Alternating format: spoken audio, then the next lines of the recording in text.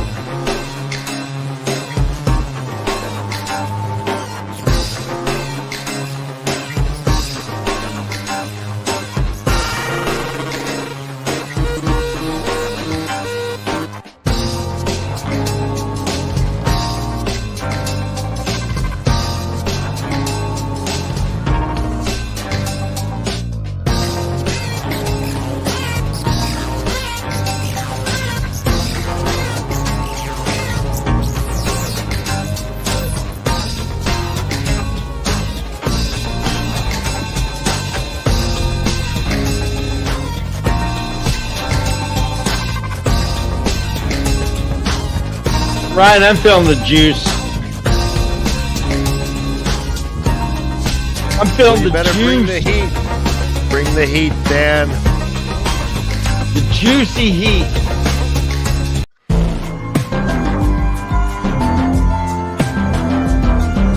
All right, hold on to your hats and glasses. Aww. Yeah. Humans on all the spectrums. It's time. What's it time for? The Leaf Cast. Oh. I thought it was bass. It's time to bite you. Welcome, humans on all the spectrums, to the Leaf Cast. That's right, we are a first-time reader show based on the epic fantasy series Wheel of Time by Robert Jordan. My name is Ryan, and I'm currently skipping along and singing songs that rhyme. And I am Ryan's brother Dan, and if she gets fat, I will take her for runs. Hi, lady. And we are The Way of the Leaf, and this is Leafcast. And this is episode 149. We are covering chapters 13 through 16 of Winter's Heart. Last week, Ryan, this is 149ers? Don't remind me. Okay. We're doing a do-over. Last week we lost Josh surreptitiously, but he is back. And speaking of them, let's just bring everyone in. We got 4 chapters to cover. Dan, think we're gonna do it? I guarantee it. Guarantee it. All right, we love everyone.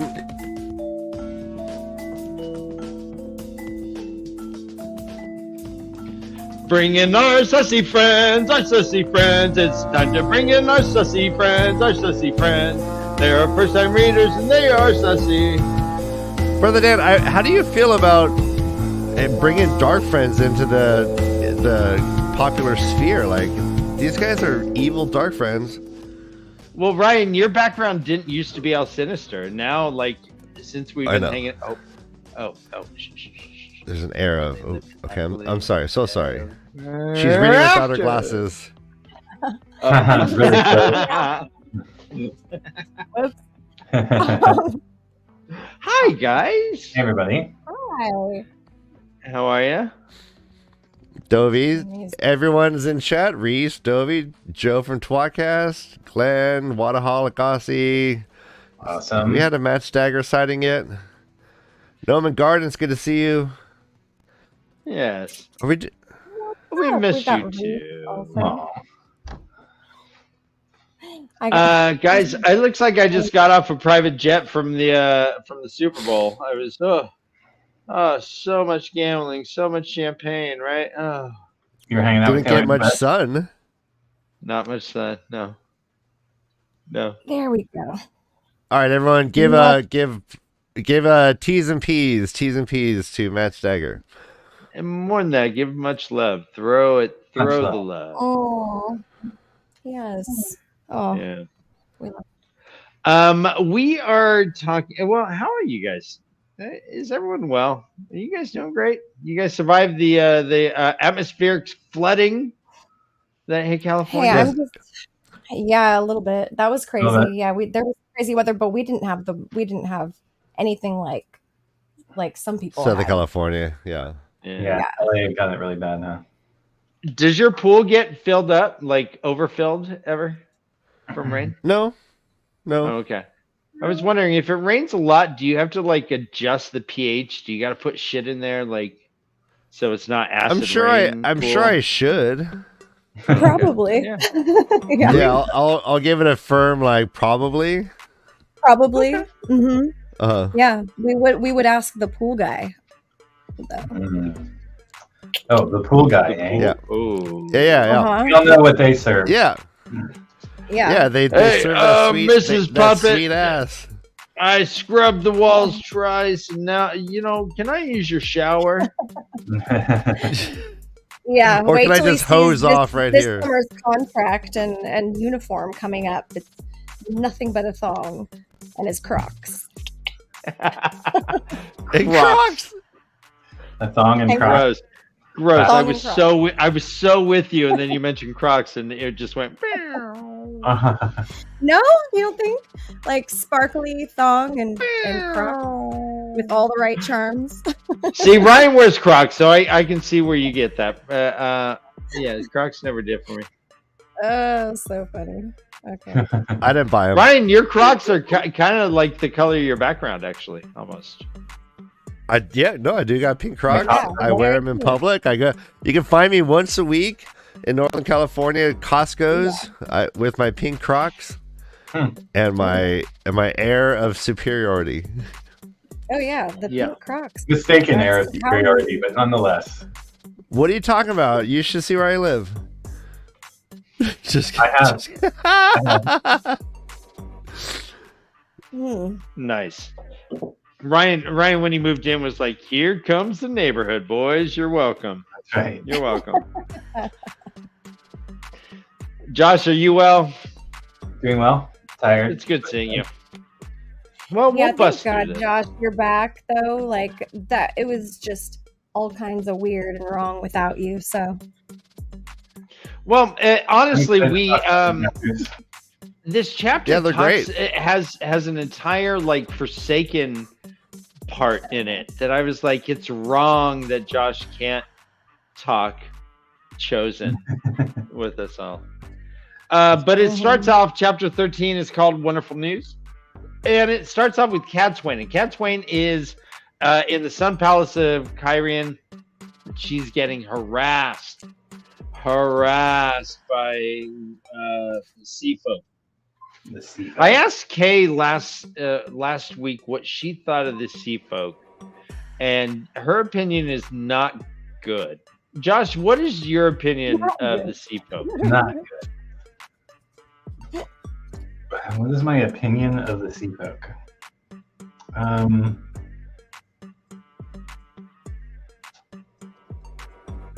I don't know. Okay.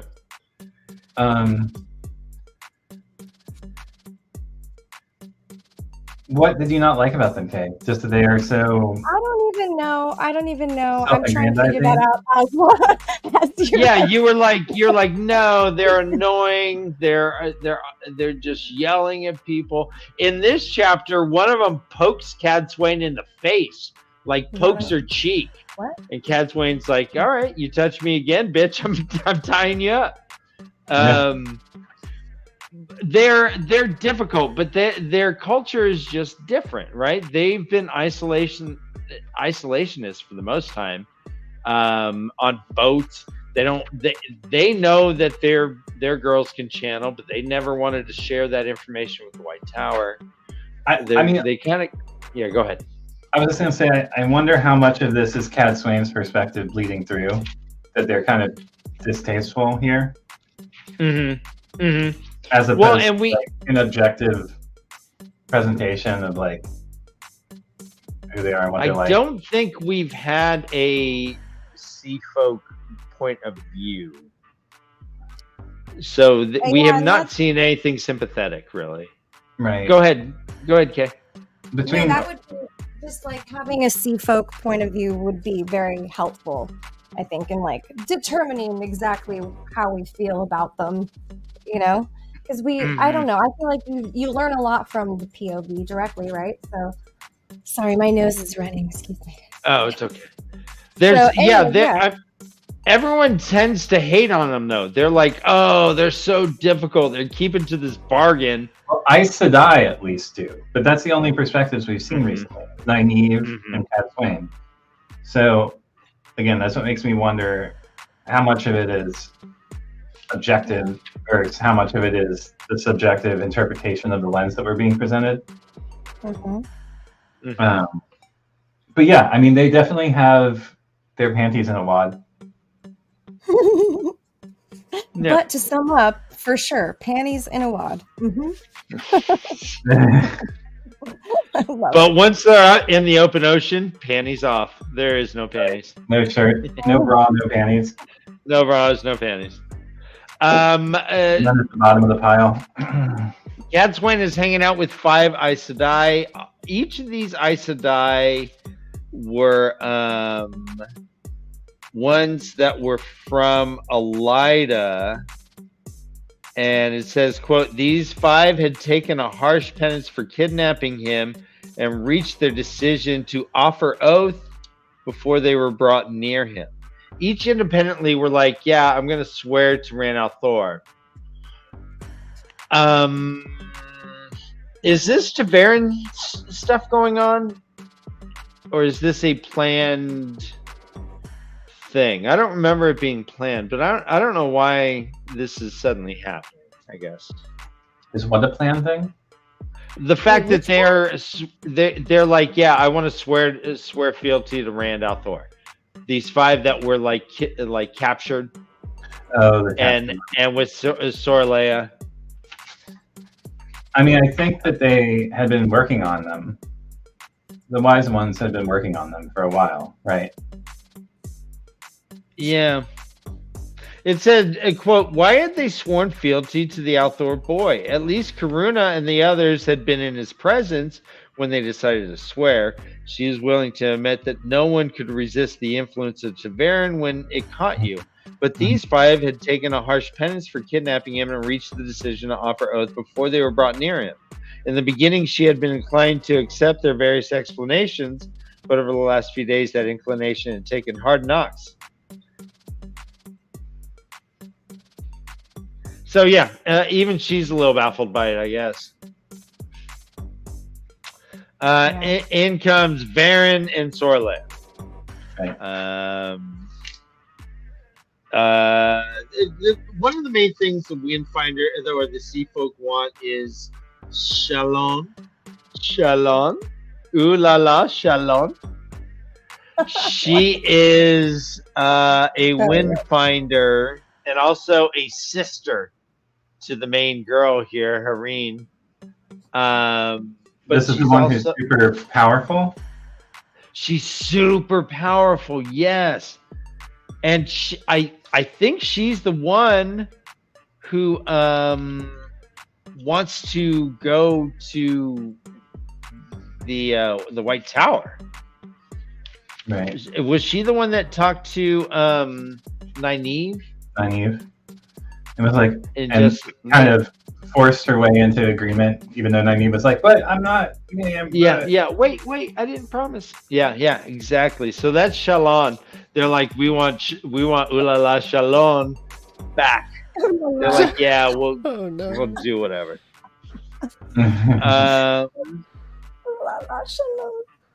Ulala Shalon. Let's see. It also seems that Shalon is married to a man with duties elsewhere.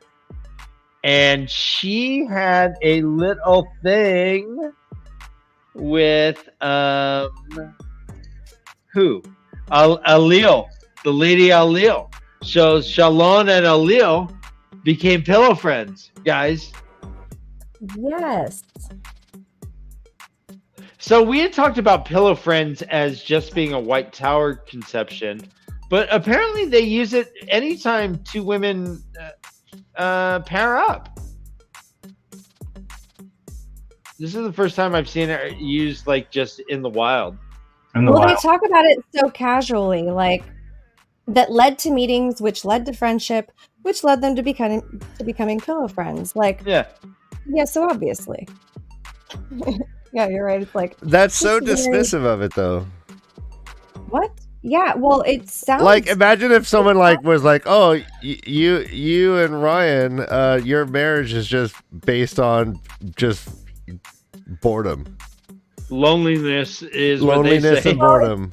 I agree. There's it's a strange way to write it into this situation, like it as if it means nothing, as if it's like just inevitable because they're bored. Well, it's also blackmail shit though, because they're like, "Oh, Shalon is married." Ooh. And isn't Rand the one who bound them and shoved them under the bed together? I think you're right. When the 2 women, shit, Josh. When the 2 women had been discovered right after the attack on the palace, bound and gagged and stuffed under Alil's bed, she suspected they knew more of the attack than they were admitting. I'm pretty sure that was who did that. Which is kind of fucked up given his recent experience of being bound and gagged and put into a box. Coffin. Yeah. And by the way, whoa, MR in the hizzo. MR Hallie. We miss you. I love it. Hey, let's get into this. Let's go to Discord. Yeah, I was okay. Let me see. Where's my phone? All right, All right, so everyone, is this a drinking obligation? Quote, rubbing off on her. Yes. Okay. Josh? Good one. Sure. Proud. They learned that, what's her name comes in? Juhar's running. Juhar bangs open the door. He's like,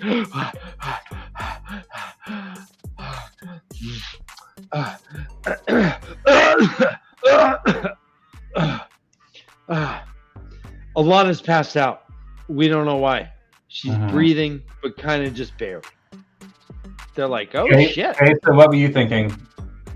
What? Sorry, I missed it. I was logging into Discord. What? What happened Alana's that caused Alana to pass out? I don't remember that part. I don't know. They find Alana like out cold. Her warder one of her warders finds her out cold, and then they all gather together with her in like a little room and decided all they can do is wait for her to wake up. It says here, Alana was lying on the bed, her eyes closed, with her warder Ivan kneeling beside it, chafing her wrist. She seems afraid to wake, the tall, slender man said. There's nothing wrong with her that I can tell, but she seems afraid. I think last week you mentioned that it may have been because he got bonded at that time or something. I think, I think it's definitely directly related to That's right. Elaine and Avienda and Min bonding Rand. I forget so easily from week to week. Yeah, I have to. It takes me a good, I marked these chapters up last week, and it took me a good 45 minutes to just remember, enough to do the show. What did I read? Yeah, exactly. I'm like, wait, what? Alana does what? Oh, right. But you did. I remember it now. I totally remember it now. And I was stoked on your point. You made a really good point last week. You were talking about, I remember that. yeah, and that how she probably just shut down because of it or something. I think so. I think it was a reaction to the triple bond, the triple warder bond, Totally. Or the sex. or the sex afterwards. That was like Rand had a powerful orgasm and she just passed out. Well, everybody else or they shrouded her with the napkin too, in the same way that she did Brigitte.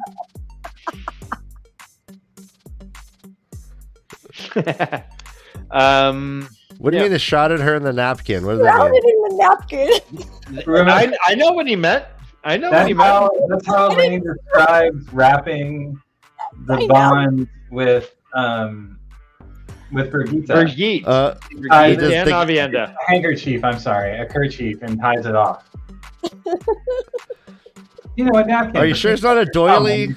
No, I totally pictured I think she said doily. I think she wrapped a doily and then ties it off. Did Josh say to come in a tissue? Clearly. Let's talk about Shroud, baby. Oh no. Let's jump. Anything about Cadsuane, Josh and Kay, that you wanted to bring up? This is probably more important than I gave it time to. There appears to be a pact between her and Sorilea. I'm not sure if we've explored that. It says something along the lines of how everyone thought they were friends. It says, quote, everyone thought they were becoming friends, which they might yet, she realized in surprise, but no one knew of their alliance.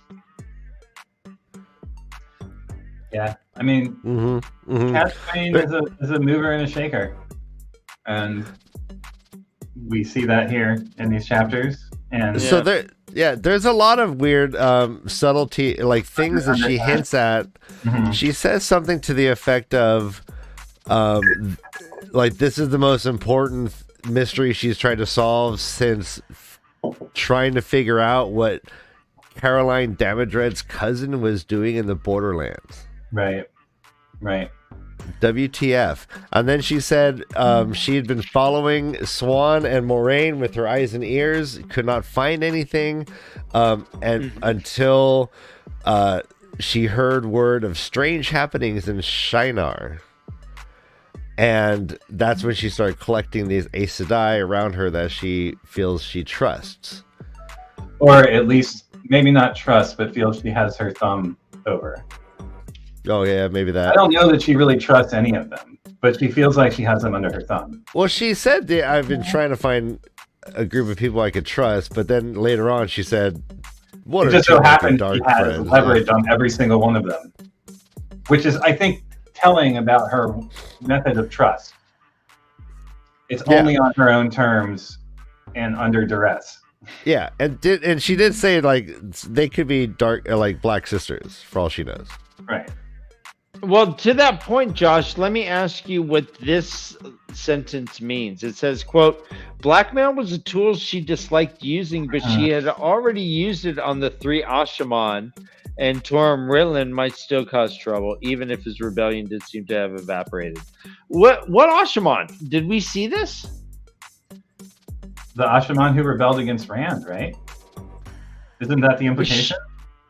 Well, it says blackmail was not a tool she disliked or was a tool she disliked using, but she had already used it on the 3 Ashaman. So did she order this attack on Rand? Or what 3 Ashaman are we talking about here? I think the ones who organized the rebellion against Rand. Okay. Huh. Okay. So that would mean that Cadsuane is leaning sus?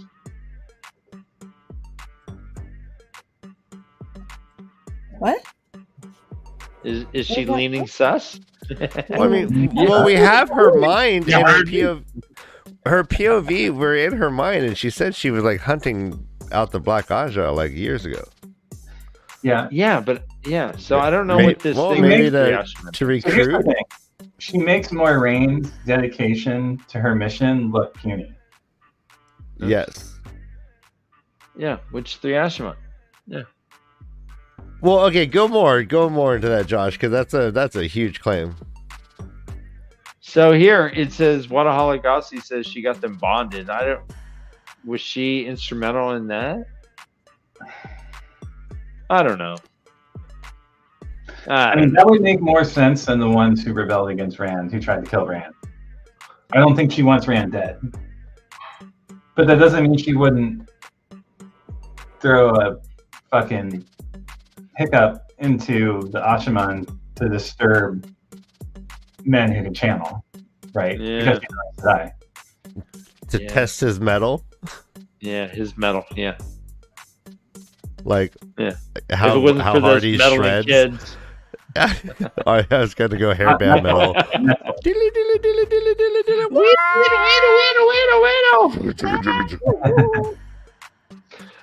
We jump into a Damodred POV, and there is a meeting of the Chosen, y'all. A meeting of the Chosen, y'all. Sit back, relax. You get nice snacks. Meeting of the Chosen, y'all. Hey, K-Sai, look at Discord right now. So we got Damodred.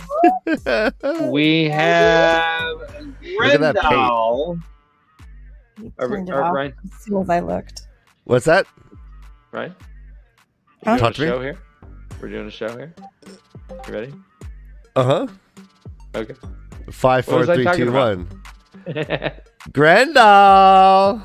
Grendel. There's Osangar. Oh, There's Asangar. There is Morden. We who else? Josh, are you Sindane. okay? We got someone named Sindane. Me? Yeah. We got okay. all kinds of people. So this is we don't get a gathering like this very often. All right, I changed the Let's music talk. for this gathering, Dan. Yeah. Oh my goodness! Thank God. All right, so Damodred. Josh, who's Damodred? Kidding. This is Who's funny. that? The chosen? Who's Damodred? Our chosen one. Who's Damodred? Go, Guinness, Damodred. Pianist Damodred. Guinness mas macho Damodred or Osengar?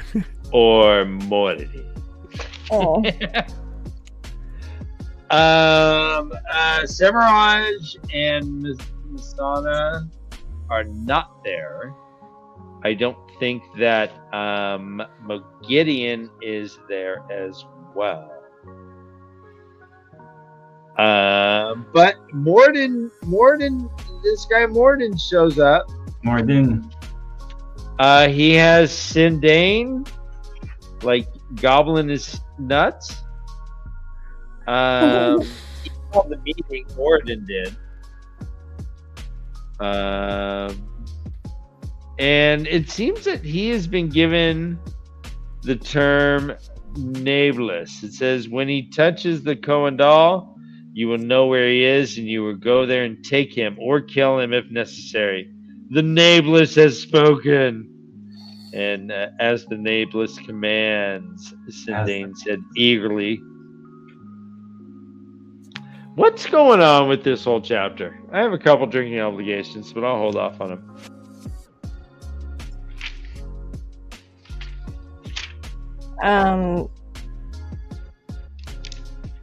A pissing contest of sorts.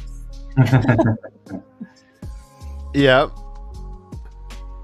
I mean, that's yeah. Like they're trying to stand taller next to each other and like stand, you know, a little bit taller than the other one. It's very funny the way that they're interacting, I thought, and just like in some of the ways that Robert Jordan writes women so typical like women type roles, like stereotypical women type roles. It felt like this was very like male stereotypical in a way.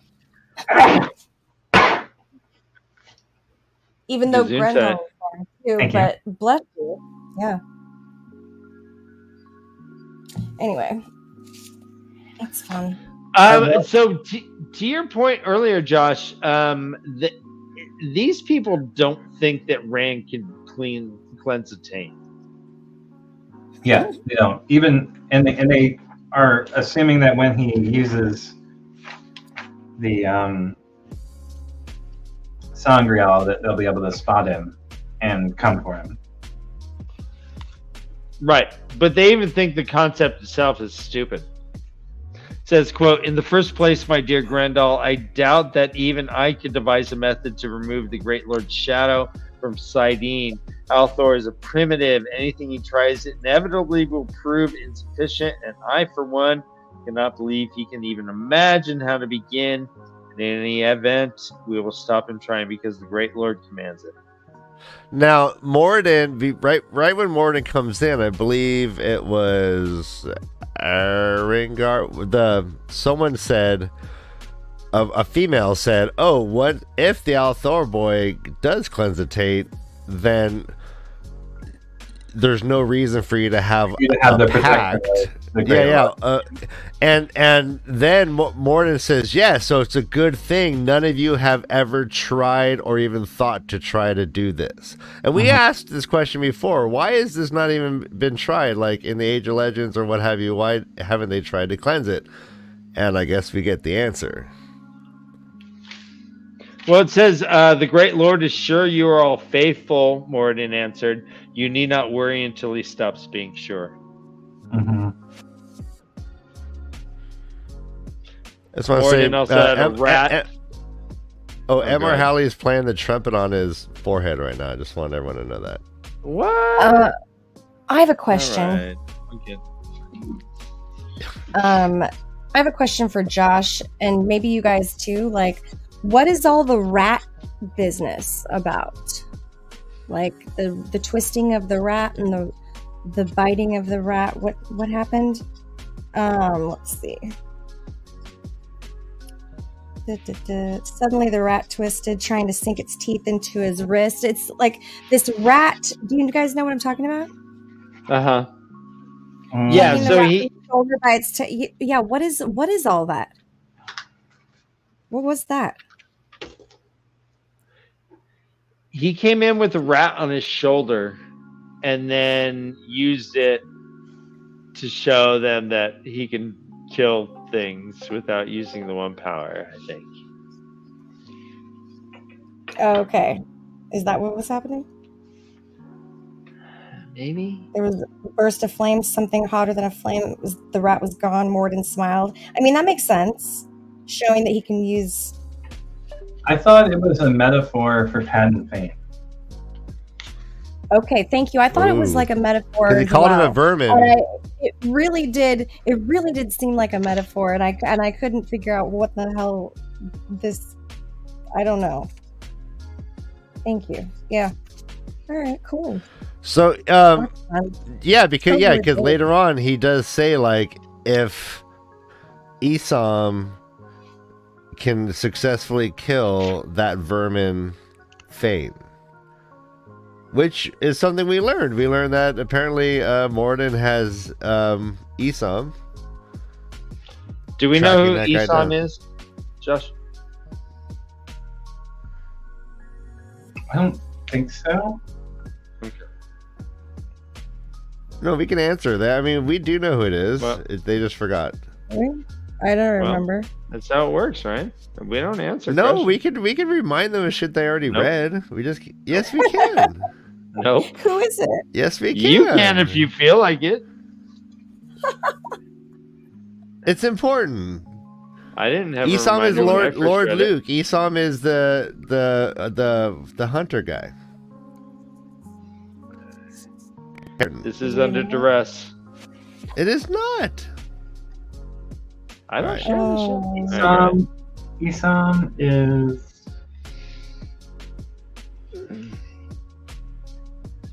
It's an Go on, album by Montana. Reminders are not spoilers. Is Isam? What is the name of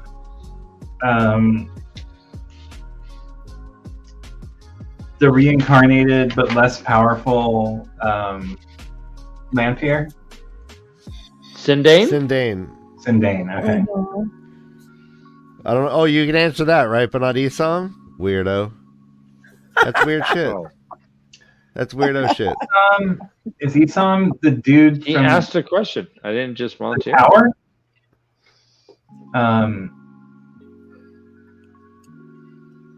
God, now Which I'm getting tower? it mixed up. I'm getting it mixed up with the Two-Faced dude who Perrin chases. Nope, that's him. Okay. Yeah. He called, Lord Luke, and then Luke he had and him- then Isam. Okay. what was the name that he called him? Like he called him. What do the wolves call him? Hey Dan, I'm asking a question. What do the wolves call him? For real? Yeah, Slayer? Slayer. There you go. Nice. All right, we're yeah, it's just fun. Yeah, thank you. Isam - Luke equals Slayer. Yeah. Right. So apparently, Damodred thinks that Morden has two pets, Moginian and Sindane. So, if what you're saying is if that's Lanfear reincarnated, so how did Morden? How is that? The Great Lord just gave it to her, gave her him.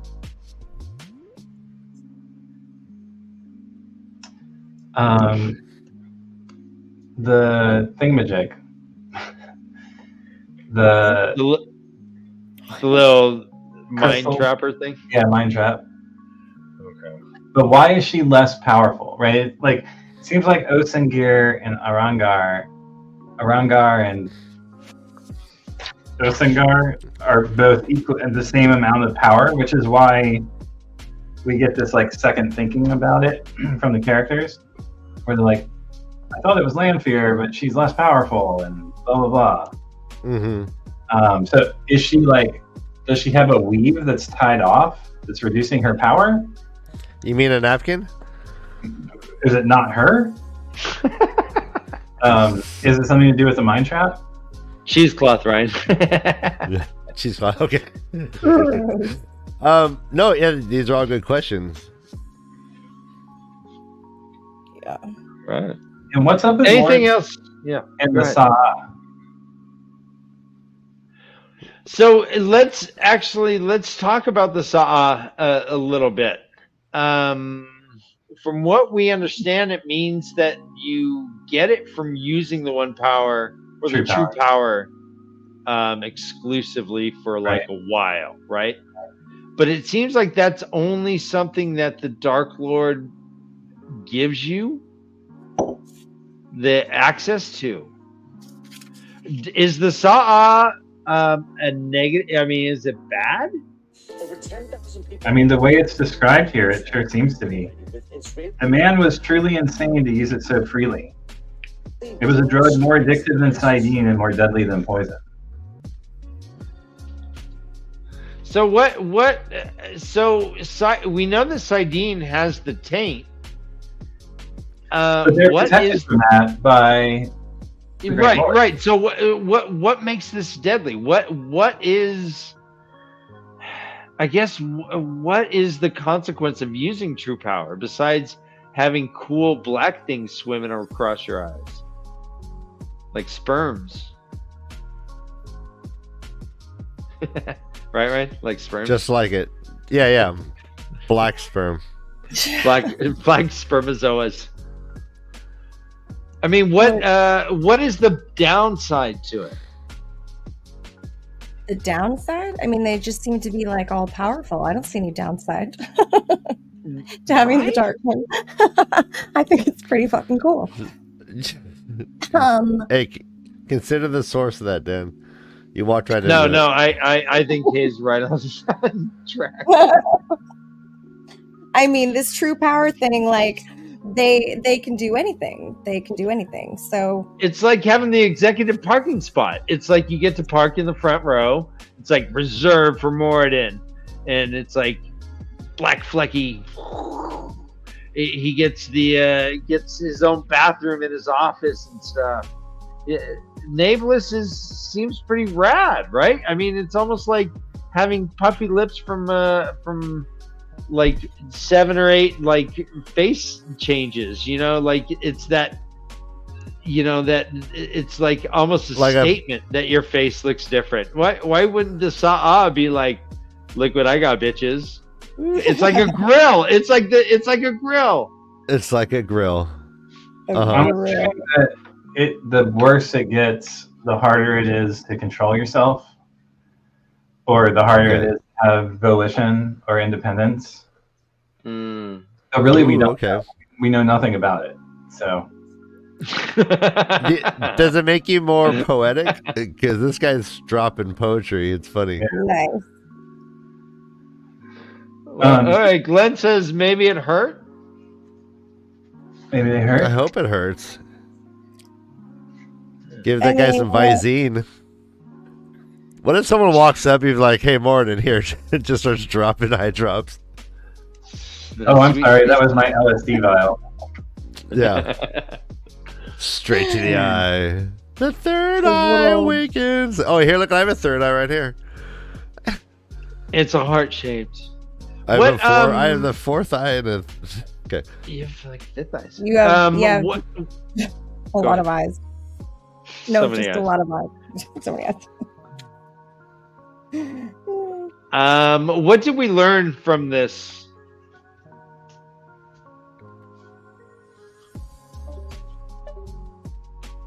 Which part? The Dark Friend stuff, the whole meeting.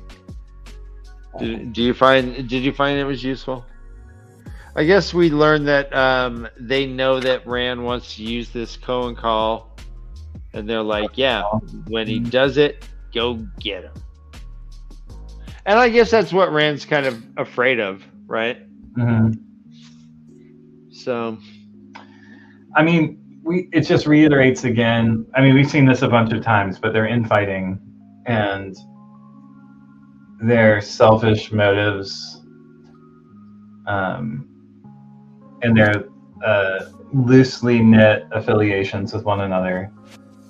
Not affiliations, Alliances. alliances. Thank you, with each other.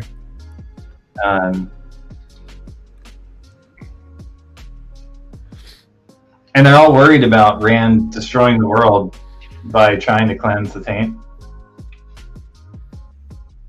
which seems kind of important. right. And we're getting, I mean, I guess the overall thing is he can be killed, right? They're like, yeah, if he dies, he dies. Like, he's Drago. If he dies, he dies. He dies. Mhm. But I Rocky guess doesn't it's die. important- Oh, by the way, Apollo Creed did just die this last week. Oh, Carl geez. Weathers, he did. Too Yeah, soon, so Dan. Too soon. when he dies, it was last week. Go ahead, Kay. Oh my god. I forgot what I was going to say. I'm sorry. No, it's fine. Something about Balefire. Oh, that we learned that the Choden call is like something to be feared more so than Drink. Sure.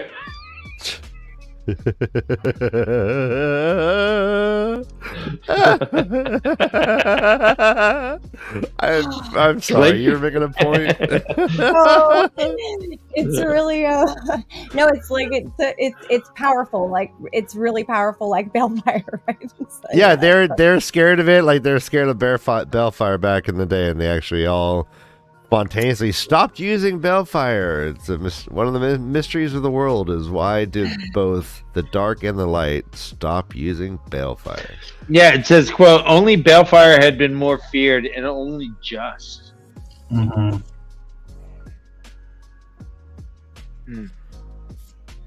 Yep. Let's move on. That was fun. That was a good chapter. Good chapter, Moving guys. right along. Clap, clap, clap, clap. Moving right along. Guys, What is the symbol on chapter 14? What is that? That's a chode. That's a Choden call. it's a joke. Choden call? It's a Choden chode. call? It's a Choden taint. call? I'm pretty sure it's one of the hats of the blood. All right, can you put that on the screen, Kay? Show it again. All right. Don't look at my- It's either like a Sanchen helmet, soldier helmet, or a hat of the blood or something. Some kind of Sanchen something, I think. Yeah, okay. That makes sense. Well, to that point, we meet Tuan, y'all. Dollar the Tuan. 9 moons. Tuan. How do you Is say this it wait? in your head? Is this how you spell chode? Chode, yeah. Like No, toad with a C-H-O-D-E. CH? C-H-O-D-E, right? Chode? Well, that'd be my guess, but I mean, like, we do have an expert in chat who's It could be probably like a toad, but with the ch. Chode. well. Okay, then what do you call a toad's chode? Watertight?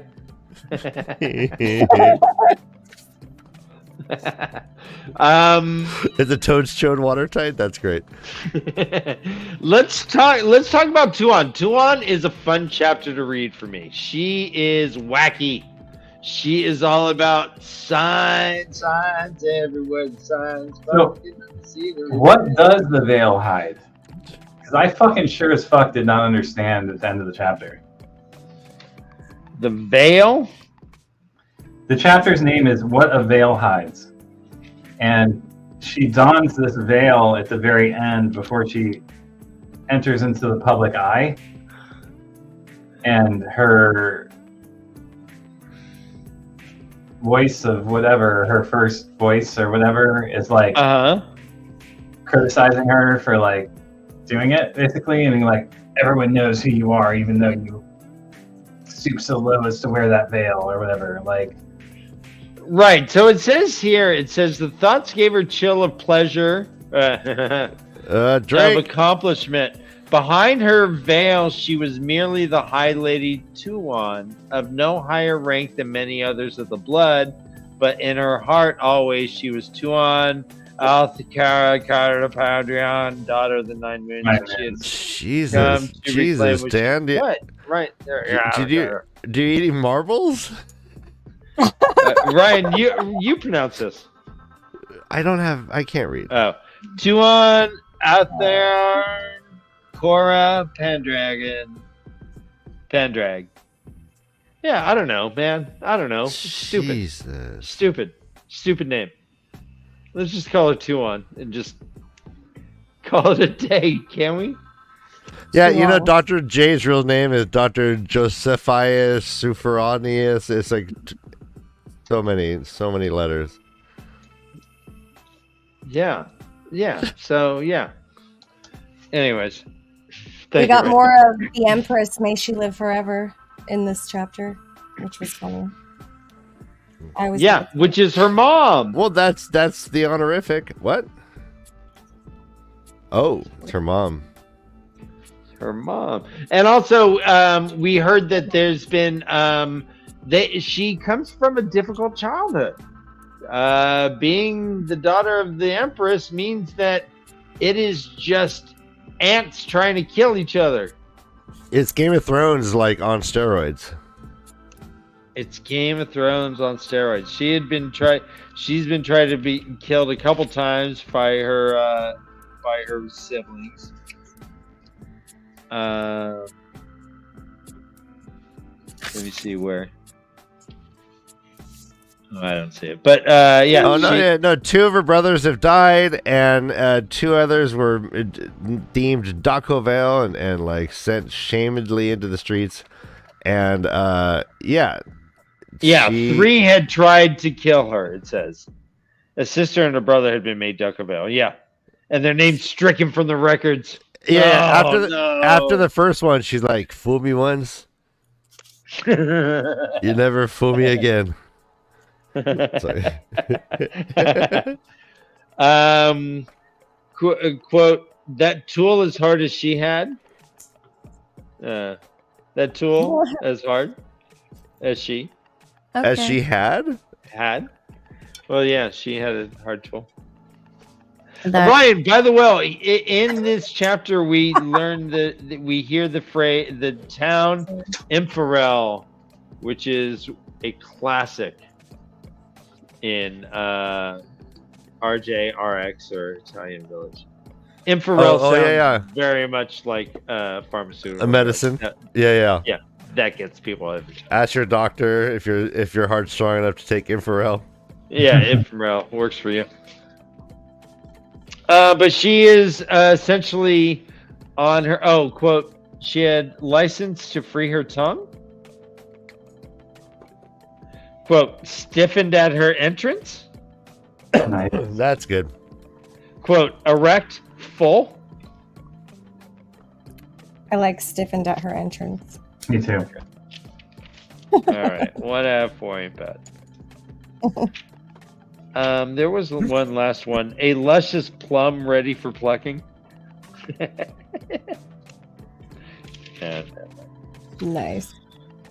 But yeah, she's coming into Ebudar. She's disguising the fact that she is the Empress's daughter, and she is just pretending she's just like one of the normie high lords. Oh, just a normie high lord. No, don't. You know, yeah, I still have all these people. Yeah, I still have a purse with a chihuahua in it. Yeah, people still bow on their face when I walk by, but I'm just a normie like you. It says here, quote, I must find a way to make contact with the Dragon Reborn as soon as possible.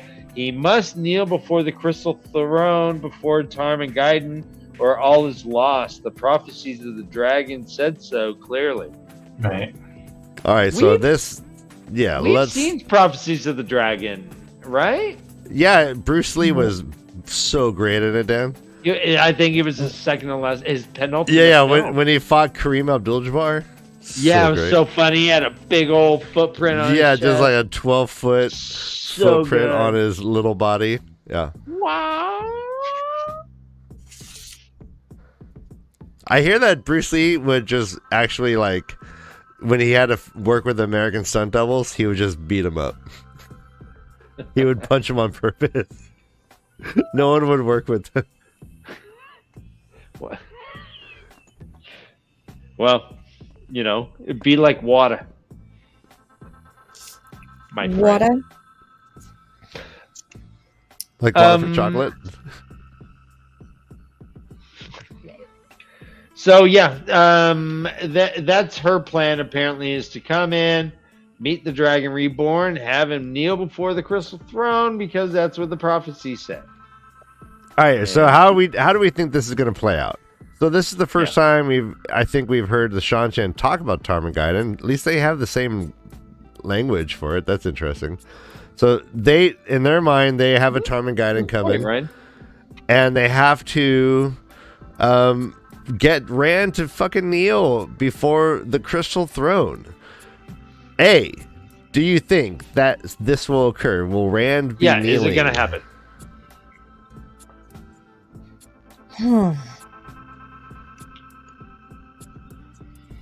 What is think- the Crystal Throne?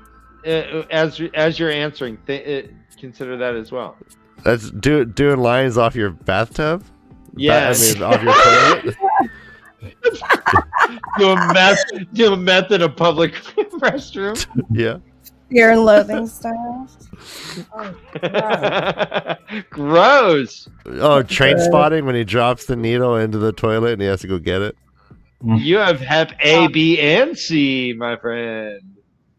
All right, so yeah, what do we think? Do you think that Rand will be kneeling before this Crystal Throne? I think Matt and her marriage to be is going to fuck everything up. Okay, how so? I don't exactly know, but Okay. it's going to be an unexpected turn that leads to things being different than the plan. Uh-huh. That makes sense. Now, so they're concerned with Tarmogoyden. What do you think that means? They're a powerful army. How do you see that playing out?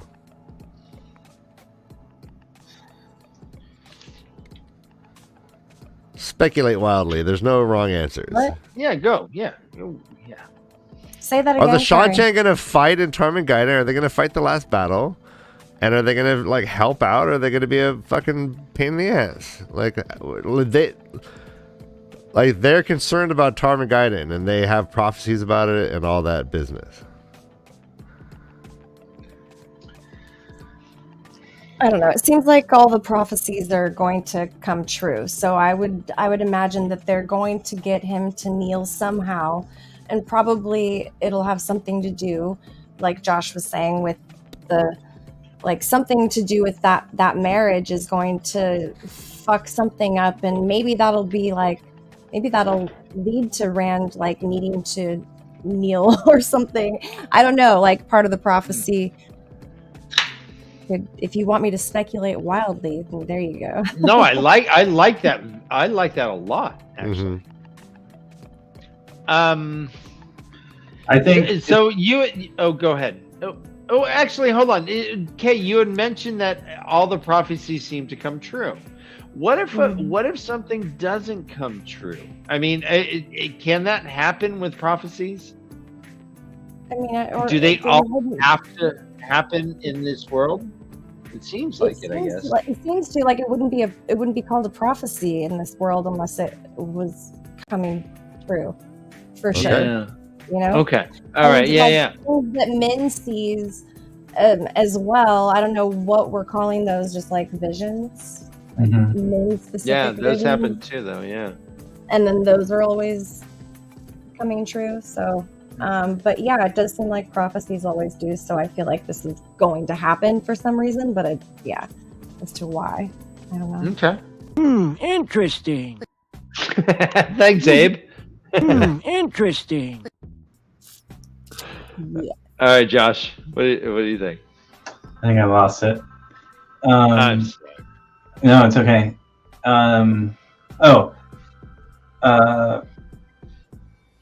We have. So Rand sees the Sanshin as an enemy right now. He sees them. So either he has to cow them under his will, or he has to bend a fucking knee Mhm. if he wants their help. Which it seems like he desperately needs their help because they're fucking brought farmers and shit. Like as Matt says, like it's going to be much more difficult to uproot these farmers than to uproot an army. They basically came to like settle, Yeah, The- exactly. right? Mhm.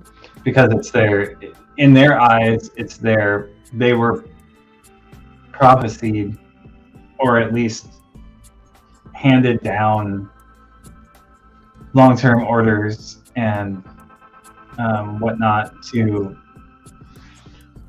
deliver themselves back to the land of Lews Therin and to participate in Tarmogoyf and conquer the Great Lord, basically. Right. Now- there seems to be. Yeah. Oh, go ahead, Ryan. Well, I was gonna say, I think we've talked about Tuon's name, right? You read it, Dan. There's a historical name that. Mhm.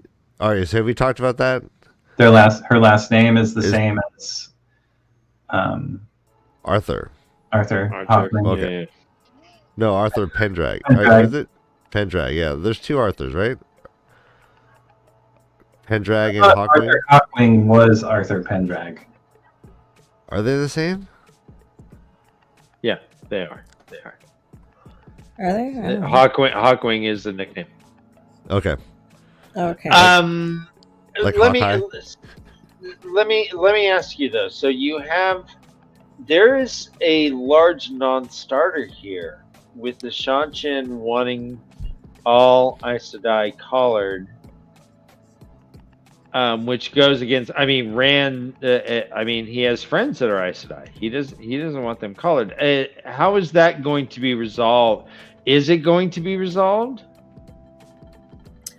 I don't know, but I did want to say before I forget to mention that I think it's interesting that like Rand sees the Shanshin as an enemy, but we get like this whole Matt situation happening where he's like super comfortable. I know we're not quite there yet, but like he's all like good. comfortable in front of the, sorry, I jump ahead sometimes, but I will forget. And I think that's interesting because you were talking about Rand seeing the Shanshin as like an enemy, and that's true, but like Matt's just hanging out amongst them Right? Yeah. and like Is looking that- for a game of dice to play. And that's Uh-huh. weird to me that they're like so completely opposite. That's funny. Yeah, we'll jump right into chapter 15. It's called A Need for a Beltfinder, and it is Matt who is in Altura, I think, right? Yeah, Altara. And he is talking with Aludra. Well, Altara, no, I guess he's in Ebudar. But he's talking with Aludra, and All right, I Aludra loved is- this scene. Me too. I loved their interactions. Yeah, she apparently he was kind of needling her. He's like, "Well, come on, give me Share me your knowledge. And he shares. He's like, I don't know if you know this anymore, but the guild doesn't exist anymore. Quote: The chapter house in Tanchico is gone. They refused to let Shanshan soldiers inside the compound and tried to when they broke in anyway. I don't know what happened. Maybe a soldier took a lantern when he shouldn't have, but half the compound exploded, as I understand it. Probably exaggeration, but the Shanshan believe one of the Illuminators used the one power, and they, Aludra, the Shanshan, gathered up everyone left alive at the chapter house and some Illuminators that had gone to Amador, and everyone in between who even looked like an Illuminator. They made them all Dakoval. So she is the last of the guild, and he's like, "There's no guild. Just," she's like, "I'm not going to share my secrets." Go ahead. One thing I want to mention before we get too far away from the previous chapter. Go ahead. So, I know I've talked about this before, and I think Kay has mentioned it as well. The Aes Sedai, the Oath Rod, and the three Oaths, and Aes Sedai in general, are Randland's historical way of controlling women who can channel and placing them within a context that allows for them to be trusted and able to run, quote, free within society. And if you look at the Suldam, there's something kind of similar, right? Like the Suldam are essentially collared in order for them to be trustworthy and to be allowed to continue living within the society of the Shanshan. Wait, the Soldans are not allowed to like go get a Starbucks. No, they're not. I don't mean by free though. I think that's more under lock and key, but they're free in the sense of they're not dead. Okay.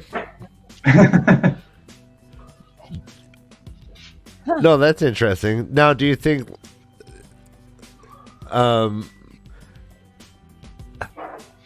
do they value them like as humans, or at this point, like once you're collared, are you like a human to them? I mean, not that we've seen how they, Egwene was treated, for instance. Her perspective was not that. And they certainly are broken like animals before they're allowed to reemerge, Right. But that parallel, just your question about like, how do we square the circle of the Aes Sedai and the Shanshan and the Suldam? Like, one way to square that is that it's already square, right? Like, these are both these cultures' approaches to like having trust in the power that broke the world. Yes. Yeah, absolutely. But in a lot of cultures, it's specifically focused on the men, though. And it's understood that the men... Right, but that's because the men go insane because of the taint. Yeah. Whereas but the like women they think that all castrated in a way, one way or another, either through the oaths or through the collar, to be limited in such a fashion that they can be trusted within the general context of society and culture to not endanger everyone else. So I don't know how that plays out long term, but that similarity is a lot deeper than it looks on the surface. And I think that's important in terms what do you of... think what do you think the reckoning is going to look like when, because there is this understanding that they have like a secret that right? That the Domani and their Can also fail. Soldans. Yeah. So and that's a whole like. How do you think that's going to play out? I think that getting revealed by Rand will be part of what leads this harmonization to occur between the Sanshin and the Aes Sedai.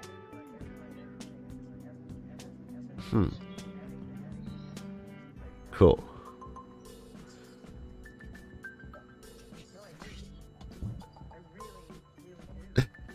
My Brother iPad Dan? No, I'm here. Sorry about we, that. we can keep going on.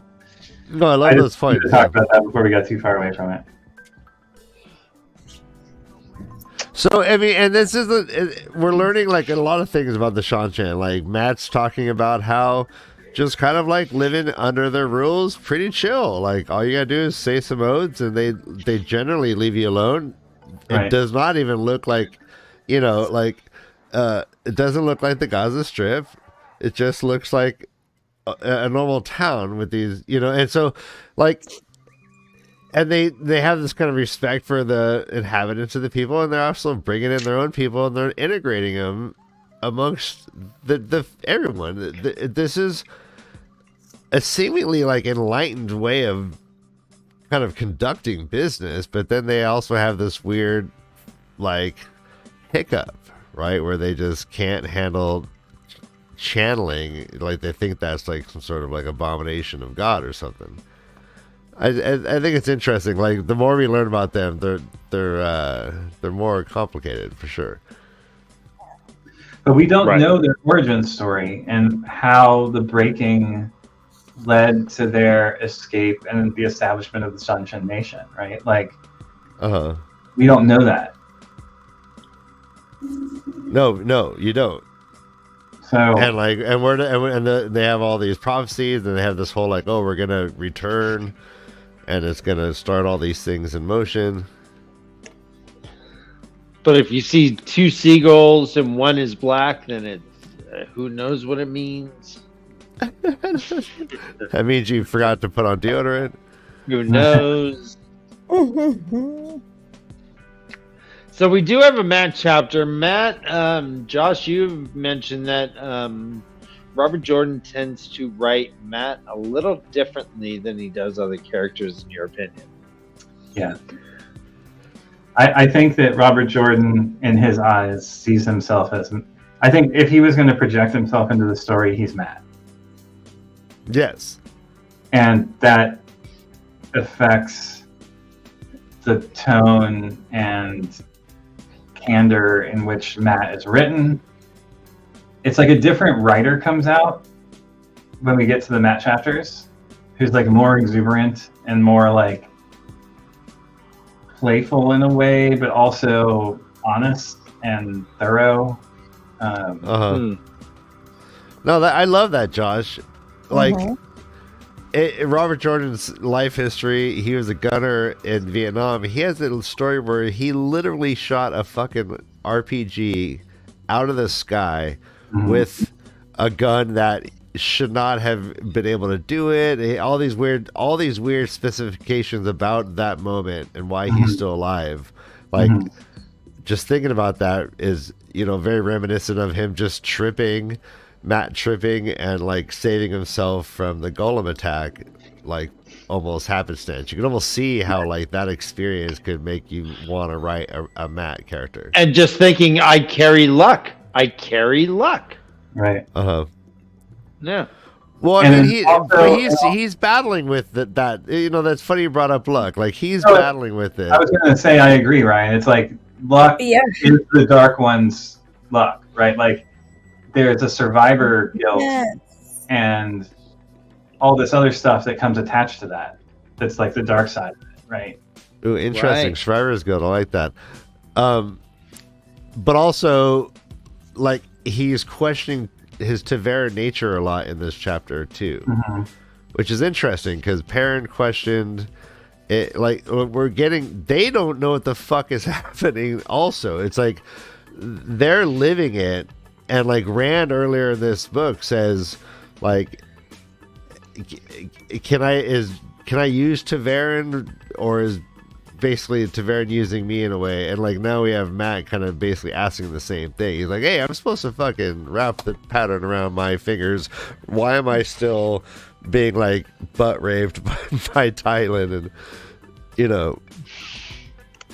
Yeah, no, But, I think he is getting butt raped. Yeah, you're right. He's not Wearing the happy. Stupid coat. No, he hates his coat too. I Oh thought yeah, that he's was dressed He like hates a, everything. Everyone loves it on him. yeah, because his ass is so fucking amazing. Yeah, We learned Yeah. that about him too. very Well- grabbable ass. Yeah, I know. Project much, Robert Jordan. Jesus fucking Christ. So So Eludra is badass. She is Union. She is Rosie Riveter. You know, she's like, it says, quote, let's see, what does it say? So long as one Illuminator lives, the guild it lives to, and me, I still live. Lots of the Mohicans right here. She's wiping her cheeks when she hears about this shit. And she's like, and what would you do if I gave you the fireworks? Hurl them at the Shanshin? He's like, no, you tip them on the side. They'll go about 1,000 paces. He's like, yeah, give them to me. I'm gonna shoot them at the. They won't even know where it's coming from. I'm just gonna shoot them at the Shanshin. She's like, all right, you know what? That ain't a bad idea. She's all sniffling still. She says, quote, I will see you the puzzles. I will set you the puzzles since you are so clever. No, you tell me what use I have for a bell founder, and I will tell you all of my secrets, even the ones that make you blush. Yes, that's sex, I think. And then we learned that Matt's like, hey, lady, these memories don't just, are about battles. And I'm like, oh my gosh, so he's talking about a lifetime of everyone's sex lives too, is all in his head? Is that what happened? Yes, that's what he said. He's like, hey, I know more than just battle shit from these memories. And he's like hinting that like, you can't make me blush because, bitch, I've been through it all. So funny.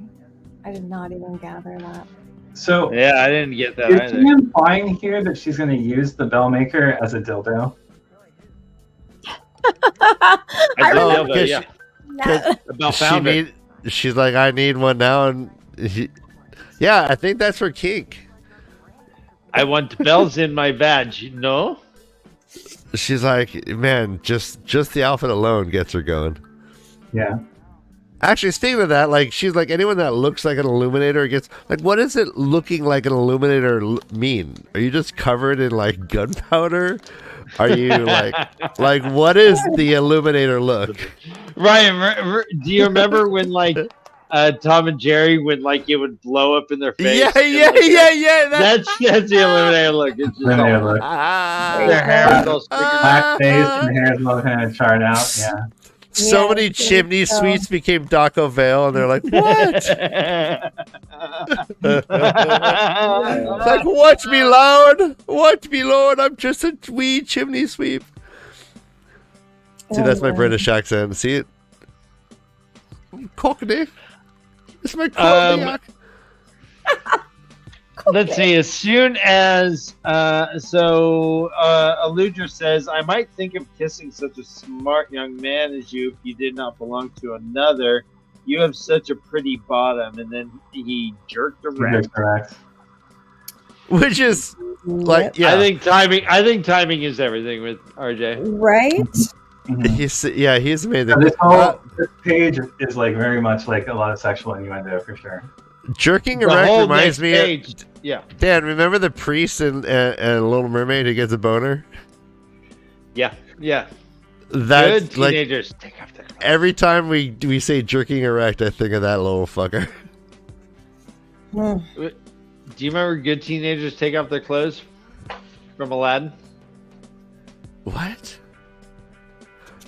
Oh yeah, Oh, yeah. no, guys I- in Aladdin. It says when all right. So when the tiger is coming up to Aladdin, and he's like, "Whoa, hey, go, whoa," and it shows Jasmine, and he says, "Good teenagers take off their clothes." And Take off your clothes. Yes. smirks. Okay, I remember And this. Jasmine smirks, gives a little This is all in the background while Aladdin is like pushing off the tiger. Doesn't like in like God. Lion King he blow like smoke up into the air and it reads sex? It's clouds. Yeah. That's what I was thinking of this whole time when you were guys talking about this. Yeah, the cloud scene.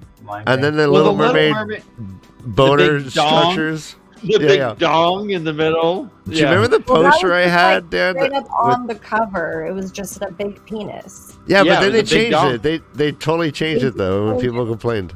Mhm. They did change it.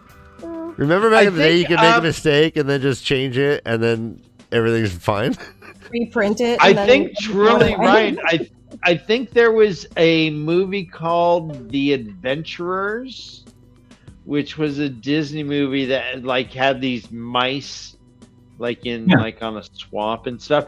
And I think that there was like 6 or 7 frames of an adult film that someone had slipped in to it to where you couldn't really see it Oh, subliminal? in the eye. Yeah. But if you looked at it frame by frame, there was like a sex scene that was slipped in real fast. God damn it.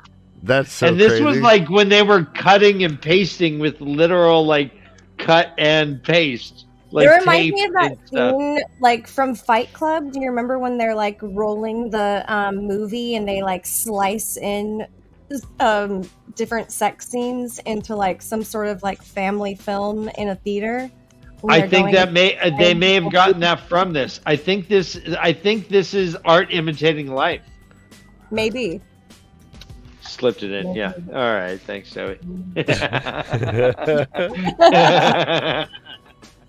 Just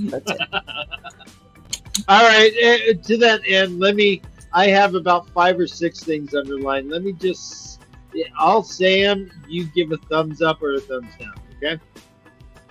Quote, Tylen liked his bloody bottom.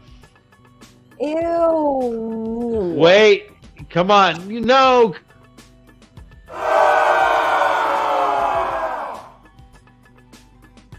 All right, you guys. All right, boomers.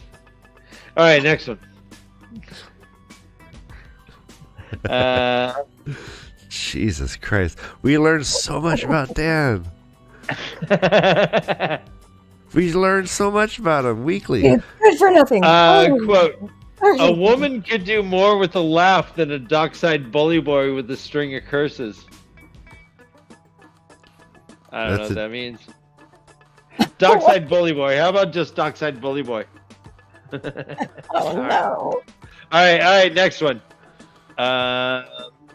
Rolling shiny balls along his arms and across his shoulders without ever touching them with his hands. Definitely. Yes.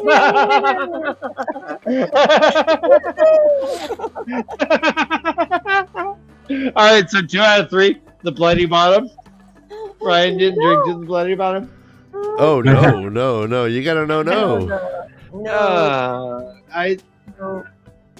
Tylen liked his bloody bottom. Ryan, you had mentioned Well- ass rape. I don't know why this isn't a drinking obligation.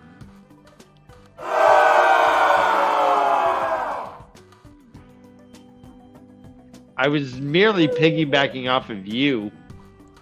Dan, we've never drinking a violent anything. That's like a no-no. We don't celebrate that. We scorn We're not that. celebrating it. We're just pointing out where it's drinking obligation. The bloody bottom. Okay, that was a good Tylen liked his bloody bottom. I don't know. I mean, Josh is vigorously holding his eyes. I'm gonna vomit. So- All right. Dan, what? Yeah. Did SpongeBob SquarePants live in bloody bottoms or sandy bottoms? That'd be great.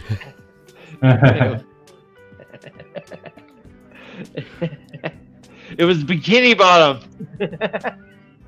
Is it? Oh yeah, that's so funny. It's bikini bottom. Yep. Bikini All right. bottom. Oh. Tylen liked his bloody bikini bottom. Gross. We see Luca. He lives on the Jesus, second dude. floor. Oh my god. What? Just What? move on. I don't even want to repeat What? it. That was a new What? low. What? Bloody bikini bottom? Stop! Oh my god. No, it was a comment. All right, Luca. All right, guys. Someone This was- feels much more intimate. Hi. What's up? Luca's doing well, guys. Luca, quote, Luca's show was 50 times as large as what Tom had told him about, maybe more, a sprawling hodgepodge of tents and wagons the size of a large village. Luca's rolling, guys. He has all kinds of stuff. He has carnies. He has carnies listening to like Appetite for Destruction on full blast while the tilt-a-whirl's going. He has bearded ladies. He has tall people. He has really fat people. He has really short people. He has Ryan. What else puppets? does he have? Puppets? He has. He Puppets? wishes. Hundreds of horses. It says, and apparently all the when you go into this town, there's a tax. Oh, well, it's a lottery. All right, you come in with 10 horses, you're probably going to lose 20% of them. That's just how the lottery works. That's like given to the Shanshan. Which sucks. But Luca does not. It says, quote, supposedly Luca had given shelter to some Shanshan animal trainer, and his reward had been a warrant signed by the High Lady Sarath herself, allowing him to keep all of his animals. Pips was secure. Matt was cool. He was safe from the lottery ordered by Sarath because he was in the Terracin Palace stables. So nothing in the palace stables and nothing in fucking Luca's place, but everyone else, hey, there's a good 20% chance we're taking your horse. The worst lottery ever. 1 in 5. 1 in 5. 5 to 1, baby. 1 in 5. No one here has a horse and gets out alive. All right. It's doors. Good. So Luca and Matt don't like each other. No big deal. It says, quote, for some reason Luca had taken an instant dislike to Matt Cawthon. Matt returned the favor, but with reason. Luke had a smug, self-satisfied face and a way of smirking at any woman in sight. Matt is the worst white knight. Worst. The worst white knight. Like he's a total creep on himself, but game don't recognize game when it comes to Matt. What? Anyways. What does that mean? Game doesn't recognize what? Well, Luca's freaking a player. Matt's like, oh, Luca's a creep. He should be in jail. But it's like, look at, hey, pot meet kettle. Anyways, Oh. same thing with Oliver. Oliver's like hanging out with all the chicks. He's like, what does he say here? He's like, Isn't Oliver a kid? I thought Oliver was young. yeah, Oliver's a little kid. And here's what he says. He says, quote, oh, I just cannot decide, came a boy's piping voice from the center of the women. When I look at you, Mercy, your eyes are the prettiest I've ever seen. But when I look at you, Naylin, yours are. Your lips are ripe cherries, Gillen. And yours make me want to kiss them, Adria. And your neck, Jamian, graceful as a swan's. And Matt just like pulls him out. He's like, I don't know where he gets Wretched kid.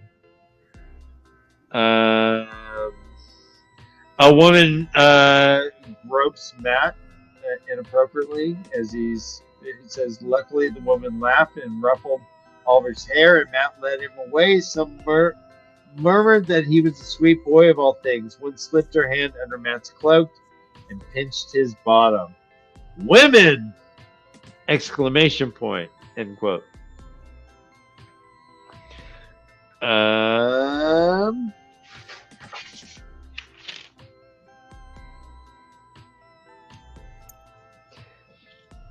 Let's see. He's hanging out with. He sees Tom. He sees Beslin. Beslin is Tylen's son. They talk checks, I guess. Yeah, right. And it ends with Matt groaning and thinking that every man in Ewadar seems to be choosing the bosom they rested their hands upon, except for Matt Coffin. The dice started tumbling again, and he's like, "Oh fuck." So, like what you guys were saying earlier about like his luck is more like the Dark One related. No, he was saying that he was wondering that. Oh, he was wondering if it is more. Yeah, And that's what everyone says. Yeah. Well, but the dice start tumbling whenever something like bad is about to happen, and whenever something happens like that, he's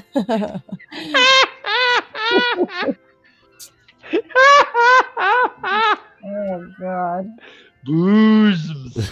Sorry. Why isn't that Bossum? I don't know. Like what other that bosom? It should be Bossum. Bosom. Bosom. It's bosom, right? You know it's bosom. Oh, I know. Because I memorized it. This is where There you English, go. like, we should have umlauts and stuff. Right. Drinking obligation.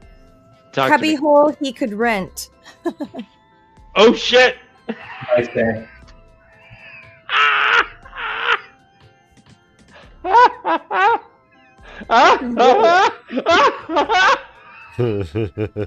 Good pickup, Kay. Thank you. All right, there you go. I feel better. Okay, I'll be right back.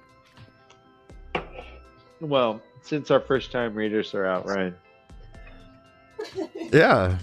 We should just end the how's- show. yeah, well, okay, yeah, we're just looking. Hey, it's been great, guys, everyone. Boom, boom. How you doing, buddy?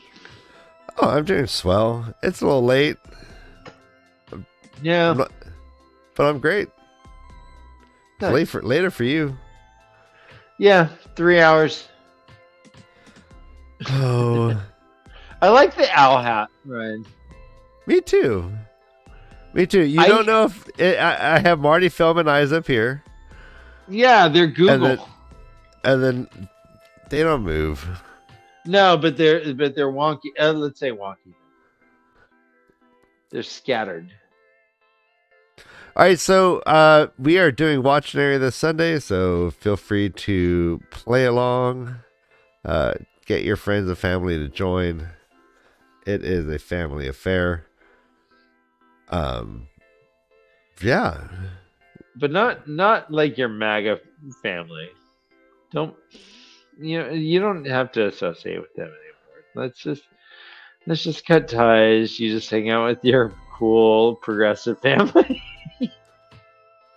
This is the way. Thank you for the endorsement, right? I mean, we don't want that. I mean, come on. Even though we're not whores. We are. Well, maybe we are, but we are still have standards. Anyway. Boom. You have standards? Standard shit. Yeah. Huh. Oh, I've sit turds.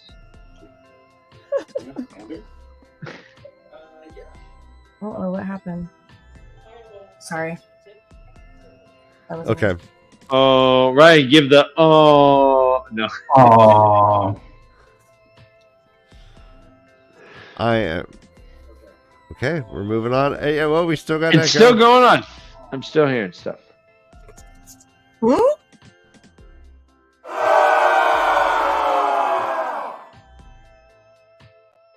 All right. Everyone in Discord, just make sure to mute. Just to the side. So here we are, chapter 16, an unexpected encounter. This is a direct continuation from the last one. And Yeah. this has the Wheel of Time itself symbol.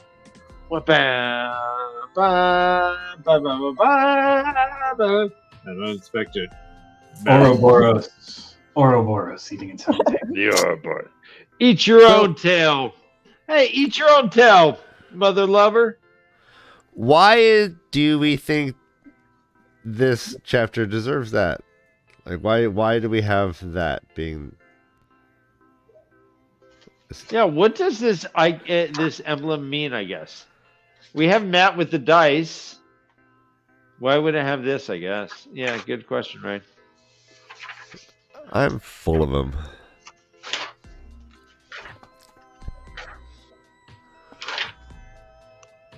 It says here, quote, the dice usually announce incidents he managed to survive by the skin of his teeth. Battles, a building dropping on his head, Thailand. He dreaded what would happen when they stopped this time.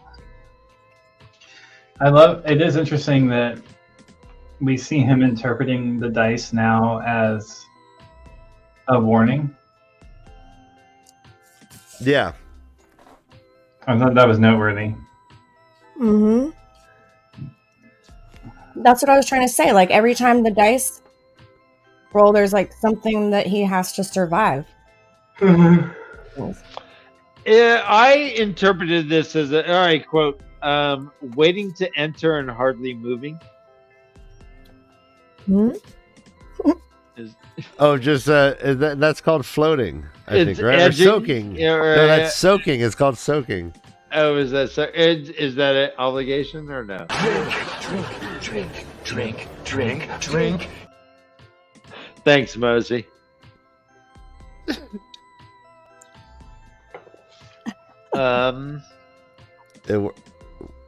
Wait, what are you drinking in that tiny little glass? You look like Hagrid holding like a normal, like, what is this? Okay, oh, it's a shot glass. Wait, okay, I thought it was like a little chalice, a little tiny chalice. All right. It's Amaro. No, tomorrow, you can tell me now. Tomorrow's tomorrow today. I love you tomorrow. So, when Matt, Tom, Oliver, Beslin enter Abu Dar, there's a shit ton of new Shanchan in town. They're like, this is rush hour. Boo, that boat over there is Rush full. week, actually. Rush week. Yeah, this is when all the freshmen are moving into the dorms. You don't want to you're like, oh, damn it. It's like when they have a new ride at Disneyland. It's when they have a new ride. Super crowded. Exactly. It's when they put Christmas lights on the Pirates of the Caribbean. Oh, man. So many lights, right? So, yeah, they're like, God damn it, there's so many people in this town. Tom tells them it's about the return. Quote, while we were taking our ease with Luca, the Quarian has arrived. That's all. Fuck this. He's like, well, I don't want to go back to Thailand, though, because, the unconsensual stuff that always happens. Yeah, but then he gets all worried at the end and like is like, "Oh, but I better not get back too late because then she won't let me eat." It's like, Right. He's hungry. No, that's even worse. Yeah. Yeah, he's like, she shuts "Walking it. such She a tells the fine line." kitchen. She'll punish him by taking away all his food. Yeah, no. But- And he mentioned his stomach is touching his back. He can't get there too early though, or he'll get sexually assaulted. It's so sad. It just sucks. Poor Matt. He's in a no-win situation. Right, and he tries to tell that to Beslin to a degree. He's like, man, he's like, your mom. She's like, and Beslin's like, no, my mom, like all these Shanshin is a drag. He's like, mother still sits on the throne, and Surat says she will rule all of Altura, not just we hold around Ebudar, and maybe more besides. But mother has to lie down on her face and swear fealty to some woman on the other side of the Earth Ocean. Sarath might pretend they are equals, but she has to listen when Sarath speaks. No matter what Sarath says, Ebudar isn't really ours anymore, and the rest won't be either. Yeah, but they all took the oath, man. That fucking oath, and it seems like life is all like good and dandy. But guys, what do oaths mean in this world, right? How? So let me ask you: when they took this oath, Well, just think about Swan and Gareth Bryn, you know? Right. I mean, but we also have oath rods. We have them swallowing the. We oath. have water oaths. We have these oaths. I mean, so is this something that these people can take flippantly, like it seems like they're doing? Can you just be like, oh yeah, sure, yeah, I serve, I obey, I wait, yeah, no sweat, fuck you? Or is there a bonding element to an oath like this? What do you think? Honey bunches of oats. Honey bunches of oaths? Yeah. My favorite cereal, breakfast cereal. It cuts the roof of your mouth. It does. That's the of course it's his favorite. You have to suffer for your fucking breakfast. Right. Well, I mean, imagine getting Quaker oaths. You don't get to use electricity. Every morning I make a nice hot bowl Every of morning oats. you're like, suddenly all my power is gone. Dan, I make oath. a bowl of oatmeal every morning. You took an oath. It's good for your heart. Damn it. So do you think that these oaths are consequential, I guess? Let me ask you that.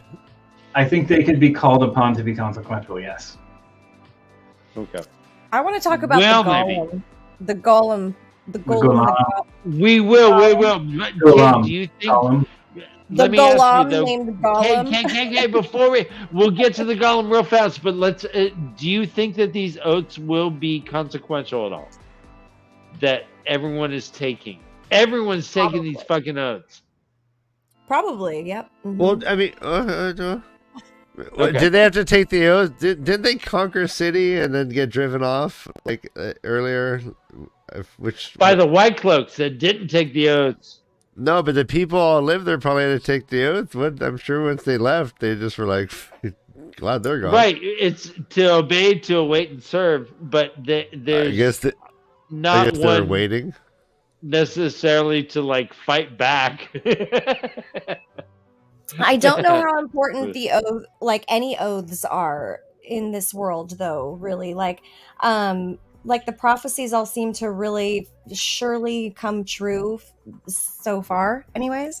But oaths seem more wishy-washy. Like there are more rules that can be broken, and you don't like, we thought you needed to take the 3 oaths to be an Aes Sedai, or to use the one power. It turns out you don't, and like there's all these people that don't, and then it just changes like the entire chemistry of how it works. It's just such a strange thing. Like, what, I don't know. Anyways, so Well, Matt says you took the bloody oaths to wait on the return. We all did. Refusal had meant being put in chains and sent to work on the docks or clearing the canals in the Rahat, which made it no oath at all in his book. He was just like, well, Beslin, this is Rand's problem. Rand knows about it. He'll deal with it when he wants. Peace. yeah. So, did we skip noting that Tuon had a flock of Ogier soldiers? We Okay. Oh, did. yeah, we didn't mention it. Chat mentioned it. Yeah, she had the Death Watch Yeah. Guard. Well, No, they're called the Gardeners. the The gardeners. Gardeners, yes. So, what the fuck? All right. How it is there a Gesundheit. setting? Is there a setting in Sanshin? Do these not need settings? Are they? Are they different? Are they different than mainland Randland Ogier? Well, what do we know about these Ogier? Tell us what you know about the Gardeners right now. They're a are dedicated armed. fighting soldier group who are not to be trifled with. They More so also than even the Death Watch Guard. Uh-huh. they are not bound to die with the Empress or whatever, right? Everyone else is, it seems, but I think they have an exception, right? Isn't there mentioned something about that? I think there was. How about that? I don't remember that, but All right, let me look then for sure. Flogged after the Uh, first meal. flogged after their first meal. Yeah. I don't. Well, No? okay. No, yeah. the Oh, okay. flogging. It says here, we're 24 Ogier gardeners in their red and Half my green, heart. made a line to either side of the doorway, great black tasseled axes upright in front of them, and grim eyes watching for any danger even here. They would not die if she did, but they also had asked to be in her guard, and she would rest her life in any of those huge hands without a qualm. So there is. They don't have a suicide pact, I guess. Is how I interpreted it. Anyway. Right. Yeah. So what's going on Yeah, there? there's 24 of them. 24 of them. So do with they axes. slowly? Again, like, are there? How are they living without being in the setting? Yeah. Where is the longing, What right? we know about Loyal and his explanation of the way that Ogier degrade over time as they're apart from the setting. Yeah, just got me thinking about all of that. Right, because we do know about the longing. We Mhm. do know that if you're away from a setting for too long, at least in Rand land as we know it, that the Ogier get affected. But Right. Yeah. But is that a byproduct of the breaking and of what happened to the setting after the breaking? Or is the setting a Randland construct that was used to quell or bring the Ogier within submission here, or like set them up to the side? And why would it be different in Sanshin? And how long have these Ogier been over there? Have they been over there 3,000 years? They're all descendants of Ogier that went back with the Sanshin when they fled Randland?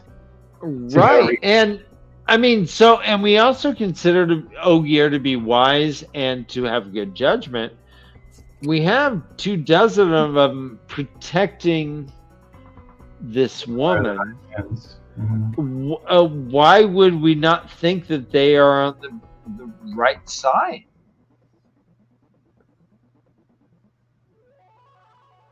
Maybe, I mean, is Loyal wrong? Or are these Ogier wrong? Or, I mean, what? Someone's got to be wrong here, right? Well, I mean, one side is against slavery and one side's for. I mean, there's that. Well, like, if you're I mean, protecting the Empress and they're a slave state, a slave nation, yeah, that's not good. But why would the Ogier side with them? I'm sorry, go ahead, Kay. No, I'm frozen on my end. Am I frozen to you guys? You are, man. Your screen is, but your voice is okay. And it's not a bad freeze there. Yeah. It looks like you were working out a little bit. It looks like your arm's kind of like buff. You got a little nice cut. Yeah, you got a nice cut there, yeah. Expensive arm flex. My Layla arm. Your arm has cleavage. That's my Layla arm. My Layla arm. I like that. Now I hear that. So let's talk about the Golem. So the Golem attacks. Matt just happens to fall. Let's see. It says 10 strides into the shadows, his foot came down on something that did not squish, and he went down in the freezing mud with a grunt, twisting at the last instant so he did not land on his bad leg. Icy liquid immediately soaked through his coat. He hoped it was water. He grunted again when boots landed on his shoulder.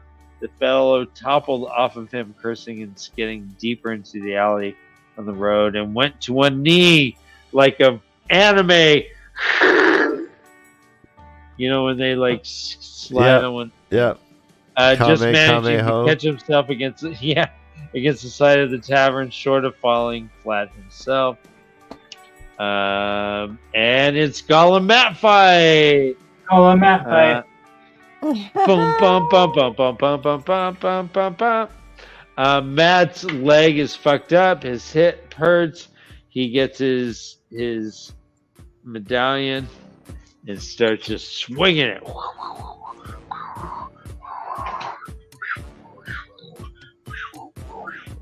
Like Bruce Lee in Attack of the Dragon, right? The Prophecy of the Dragon, you mean? Prophecy. Yeah. That's the Golem is fucking attacking, and suddenly they hear, "Hey, he's down this alley! Come over here, everyone! Hey, over here!" The Golem's like, fuck you! I'm gonna get you! I'm gonna get you! And he slithers away. And Matt's like, "Whoa, that was fucking close." But Matt ran after it. It was gone. Okay, quote. Are the swirling colors that Rand, Aaron, and Matt see when they think about each other related to Rand and Moradin crossing streams? Or is it something else, Kay? No, that's him. That's why he questions the sexuality. This is known. I don't know. Khaleesi. What? LGBT Rand? No, yeah, you mentioned that before. I think we just have to Rafa or Yeah, what does it mean that this keeps happening? But it's fresh. It's like it wasn't happening before that happened. You're right. Ryan, are you saying it's Pride Month? Is that why? What? No, I always say. Yeah, no. The colors. Didn't you say that Matt wears makeup? It seems like he does. Yeah, I think it's insinuated that that Tylan wants powders. Yeah, powders them up. Yeah, I think so. I did not get that. Where is that? Let's is see. not happy. All right. I'll look for it. No, I believe you. I just am curious. I want to read that part now. I didn't. Oh I did no, not- Josh's camera's frozen too. Oh, just Oh kidding. no. Is it? No. No. Mine's frozen on all of you, so pretty funny from my end.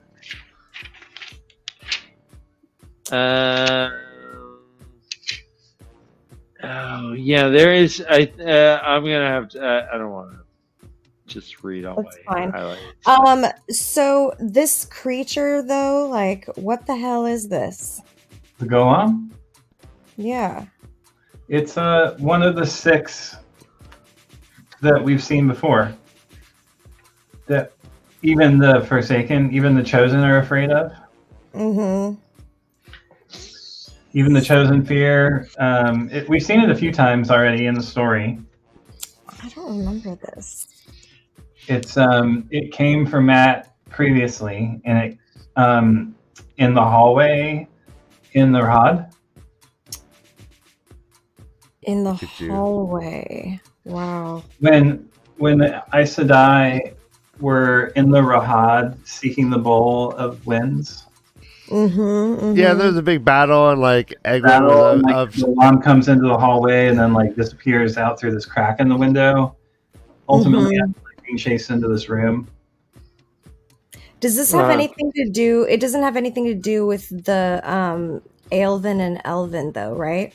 I don't think so. No, these were created by one of the Forsaken as a part of the previous. In response to the Age of Legends, Mm-hmm. to hunt male channelers. There's 3 male golem and 3 female golem who specialize in hunting beings of the same sex.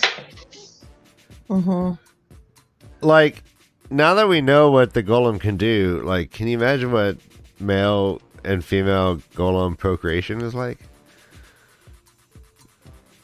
God, they better not. They better be fucking.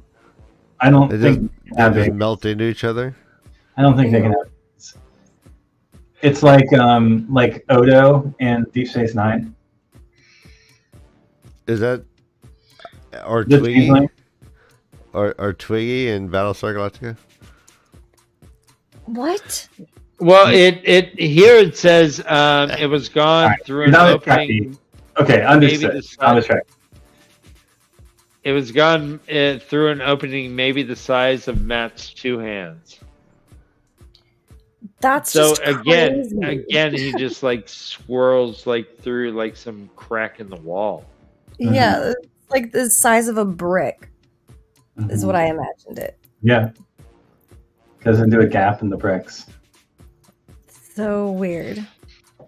So there was a guy who actually yelled out, "Hey, they're over here!" and made the golem leave. And it's this little old man. He's like, "I've never seen that before ever." And Matt's like, "I have." And Shadow Logoth, humble brag. And he says, "Not many survive a visit there."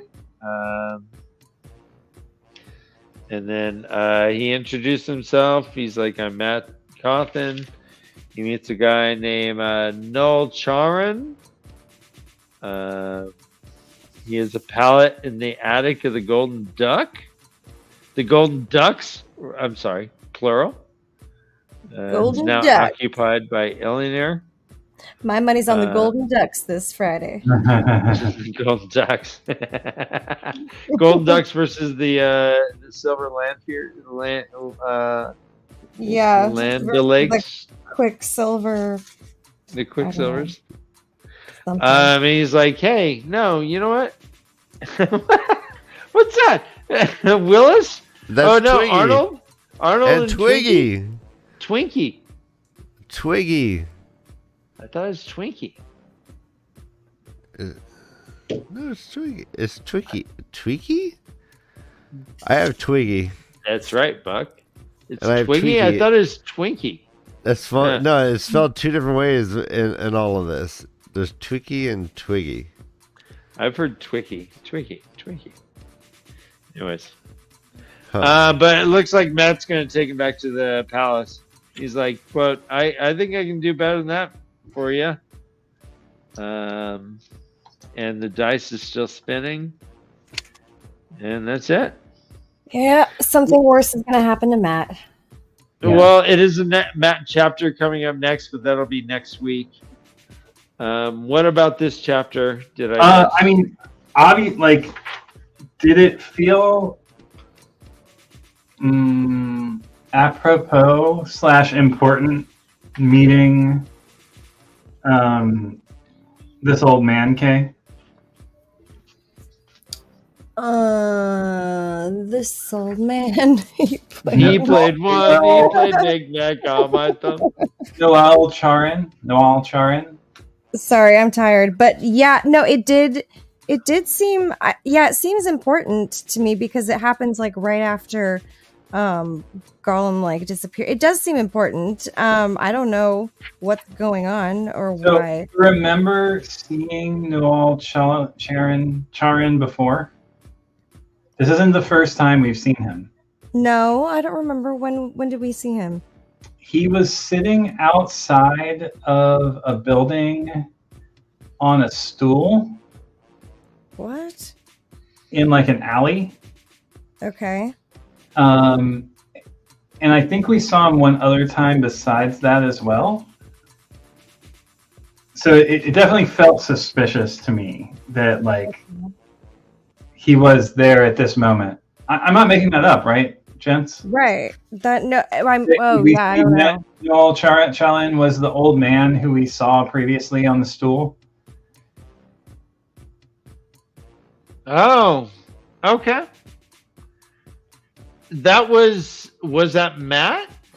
I don't remember what character it was. It was either Matt or Perrin. I think it was Parent, maybe. Waterholics got it here outside Carradin's mansion when Matt got the fox ring. Right. Oh, okay. Yeah, he was hanging out in the barrel. So it seems of import / suspicious that he meets him here, and that Matt also just like Tavernly takes him under his wing and like brings him into the castle and like introduces. I know it's just like Yeah. No.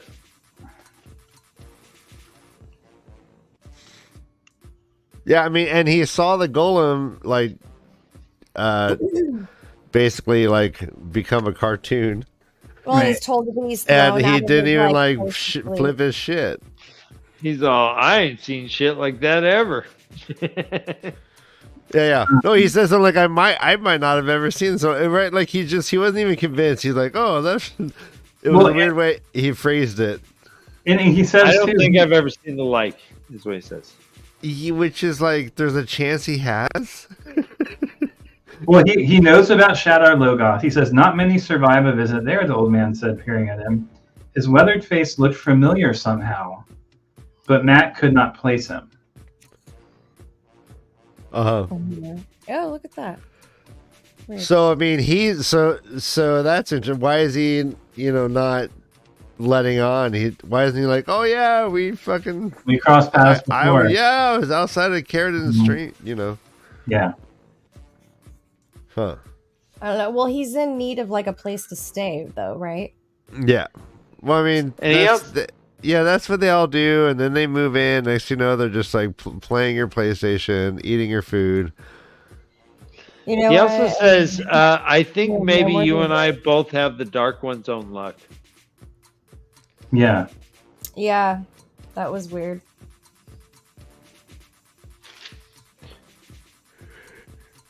All right. Well, we that's shall what see. well, So, okay, before we go, is this guy good or bad? Feels like nefarious. It feels Yeah, bad. it does. Uh-huh. It does feel like not a good thing. Like, why are all of his bones broken and like badly healed? Yeah. Like, was he Yeah. reforged by the Great Lord. And he was just in a rush. Well, that's fine. We No, don't need to fix all that. Just go. Just I'm go. thinking more about like Paden Fane being reforged and like the damage that Oh. Oh, interesting. Okay. Next week we'll do chapters 17 through 21. Oh, I will forget that, and Five we'll text you next week. Five then. chapters. 5 chapters. No, yeah, you will. But 5 chapters, I remember. Okay. 17 and- to 21. Everyone at home, get to reading. Yeah, we haven't told you, but please Oh, like and yeah. subscribe. We'll be here next week. We're here Sundays and Tuesdays. Yeah, that's it. Yes. I'll see you at church, Oh. everyone. Distilled. Yeah.